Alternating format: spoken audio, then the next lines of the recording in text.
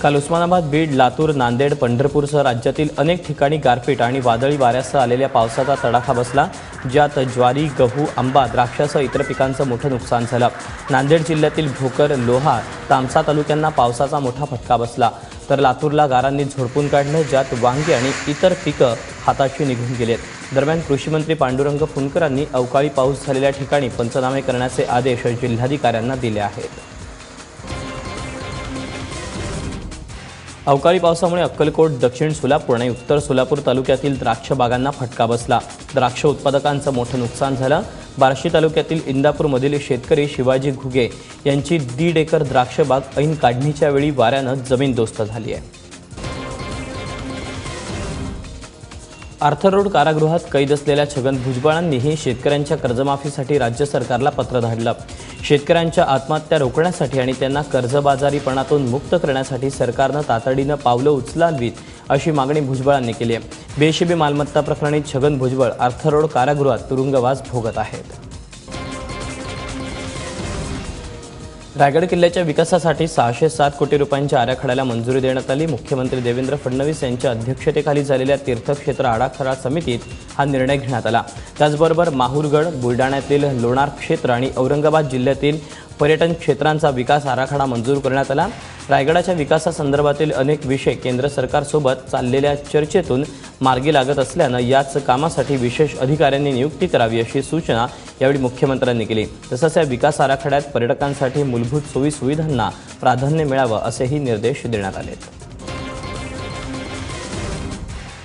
राज्य सरकारनं तब्बल 1,500 कोटी रुपयांची तूर खरेदी करण्याचा निर्णय घेतला। किमान 5,050 रुपये प्रति क्विंटल या दरानं सरकार तूर खरेदी करणार आहे। त्यासाठी राज्यभरात 286 तूर खरेदी केंद्र उभारली जाणार आहेत। या केंद्रांवर जवळपास 25 लाख क्विंटल तूर खरेदी केली जाण्याची शक्यता वर्तवली जाते। बाजारात तुरीला म्हणावा तसा दर मिळत नाही, पण सरकारच्या तूर खरेदीच्या निर्णयामुळे शेतकऱ्यांना मात्र मोठा दिलासा मिळणार आहे। महाराष्ट्र कनिष्ठ महाविद्यालयीन शिक्षक महासंघानं 12वीच्या पेपर तपासणीवर टाकलेला बहिष्कार मागे घेतला। काल शिक्षण मंत्री विनोद तावडे आणि अर्थमंत्री सुधीर मुनगंटीवार यांच्यासोबत शिक्षक महासंघाच्या अधिकाऱ्यांची बैठक झाली। या बैठकीत शिक्षक महासंघाच्या प्रलंबित मागण्यांवर सकारात्मक चर्चा झाली। बैठकीत महासंघाच्या प्रलंबित मागण्या मान्य करण्यात आल्या असून लवकरच त्यांची अंमलबजावणी करण्यात येईल असं आश्वासन तावडेंनी दिलं। मागण्या मान्य झाल्यानंतर शिक्षक महासंघानं 12वीच्या उत्तरपत्रिका तपासणीवरील बहिष्कार मागे घेतला।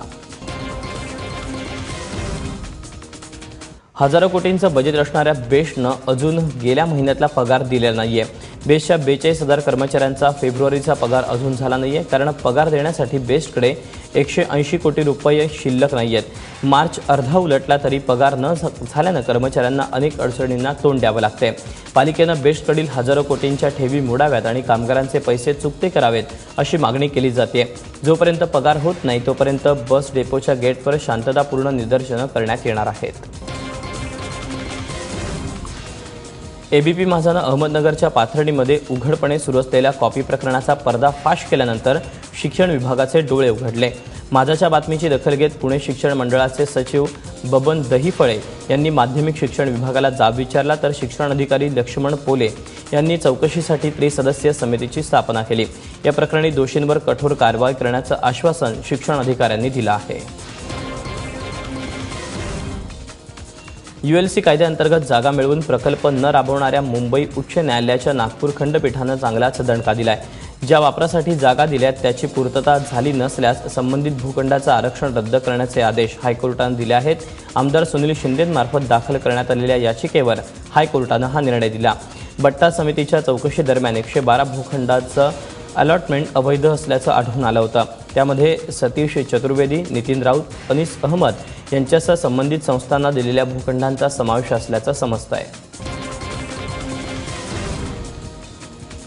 यावर्षी नागपुरात उष्णतेचा पारा 1 ते 2 अंशांनं वाढणार असल्याचा अंदाज हवामान खात्यानं लावलाय। याआधी नागपुरात उन्हाळ्यात 47 अंशांपर्यंत तापमान होतं, मात्र यावर्षी ते 48 अंशांपर्यंत जाण्याची शक्यता आहे। एवढंच नाही तर यावेळी हीट वेव्हसुद्धा विदर्भात जास्त येणार असल्याचं हवामान खात्याचं म्हणणं आहे। तर दुसरीकडे उष्णतेत वाढ होणार म्हटल्यावर नागपुरात कूलर्सच्या उद्योगात चांगलीच वाढ झाली आहे, शिवाय त्यांच्या किमतीही वाढल्यात।